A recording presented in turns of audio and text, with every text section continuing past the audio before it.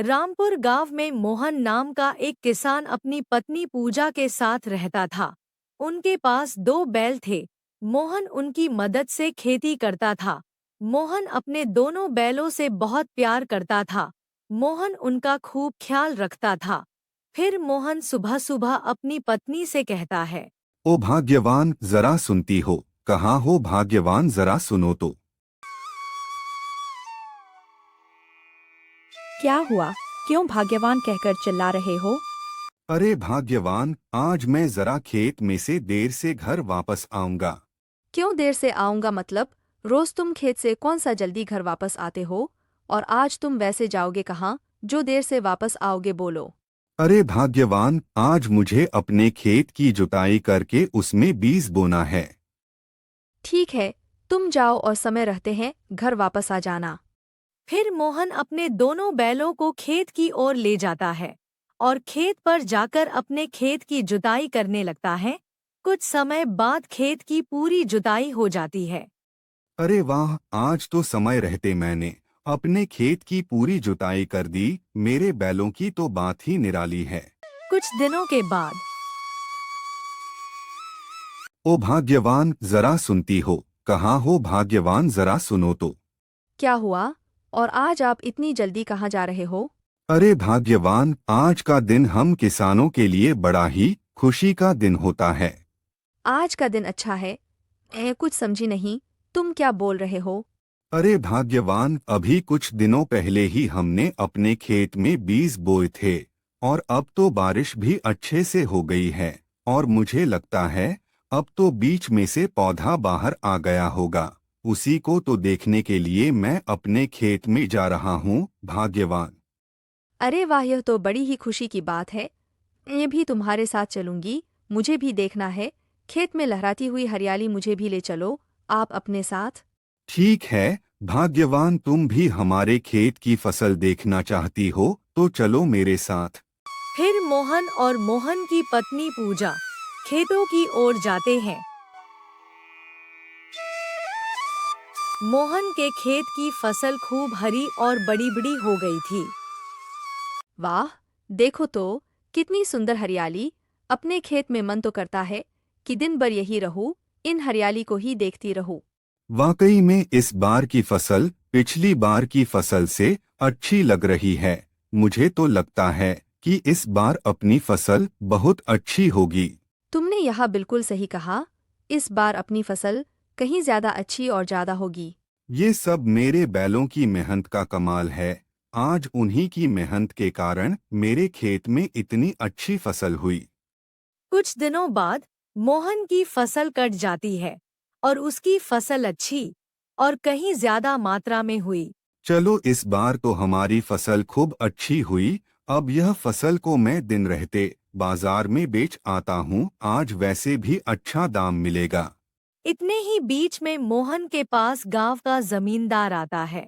अरे मोहन, मैंने सुना है कि इस बार पूरे गांव में सबसे बढ़िया फसल तुम्हारी ही हुई।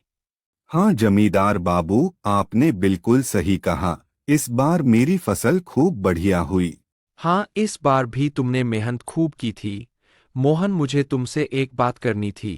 हाँ जमींदार बाबू, कहिए। मोहन, तुम्हारे खेत के पास मेरी 30 बीघा जमीन है। क्या तुम उस 30 बीघा जमीन पर खेती करना चाहोगे? तुम जितनी भी फसल उगाओगे उस फसल का आधा भाग तुम्हारा होगा और आधा भाग मेरा। 30 बीघा जमीन? क्या जमींदार बाबू, आप सच कह रहे हो? मैं सच कह रहा हूं और मुझे तुम पर विश्वास है। ठीक है जमींदार बाबू, मुझे यह सौदा मंजूर है। मैं आपकी 30 बीघा जमीन पर खेती करूंगा। मोहन की खुशी का कोई ठिकाना नहीं था और मोहन जल्दी अपने घर आता है। आप फसल बेचकर इतनी जल्दी आ गए। हाँ भाग्यवान, मैं अपनी फसल बेच आया और मुझे अपनी फसल का अच्छा दाम मिला। और भाग्यवान, आज एक और खुशखबरी है। मतलब फसल का अच्छा दाम मिला? इसके अलावा और क्या खुशखबरी है? अरे भाग्यवान, आज हमारे खेत पर जमींदार आया था। जमींदार से जो मोहन की बातें हुई वह सारी बातें मोहन अपनी पत्नी को बता देता है। अरे बाप रे बाप, 30 बीघा जमीन पर खेती, यह तो बहुत खुशी की बात है। अब तो हम बहुत धनवान बन जाएंगे। यह बात तो तुम सही कह रही हो भाग्यवान, अब तो हमारे पास बहुत ज्यादा खेती होगी, इतनी ज्यादा खेती कि अपने दोनों बैल अब कैसे कर पाएंगे। भाग्यवान, हम एक काम करते हैं, हम एक पुराना ट्रैक्टर खरीद लेते हैं।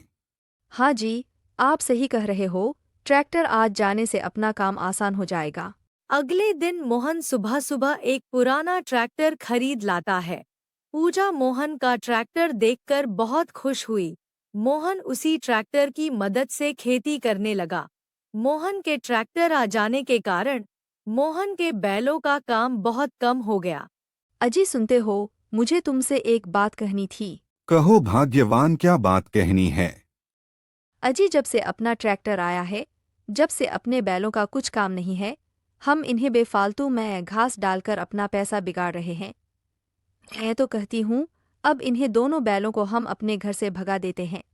भाग्यवान, तुम यह सोच भी कैसे सकती हो? चलो ठीक है, अभी हमें इन बैलों का कुछ काम नहीं है, मगर तुम भूल कैसे गई? आज जो कुछ भी हमारे पास है, इन बैलों की मेहनत के कारण है। कुछ दिनों के बाद एक दिन मोहन अपने खेत पर बहुत ज्यादा मेहनत का काम कर अपने घर वापस लौट रहा था। वह अपने बैलों के लिए घास लाना भूल गया। अरे, आज आप हमारे दोनों बैलों के लिए खास नहीं लाए। अरे हाँ, आज खेत पर बहुत काम था, तो जल्दी जल्दी में मैं हमारे दोनों बैलों के लिए घास लाना भूल गया।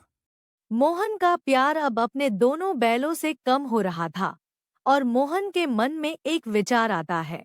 भाग्यवान सही तो कह रही थी, जब से मेरा ट्रैक्टर आया है, जब से इन दोनों बैलों का कुछ काम नहीं है, मैं इन्हें बेफालतू में ही पाल रहा हूँ। वैसे अब मुझे इन बैलों का कुछ काम नहीं है।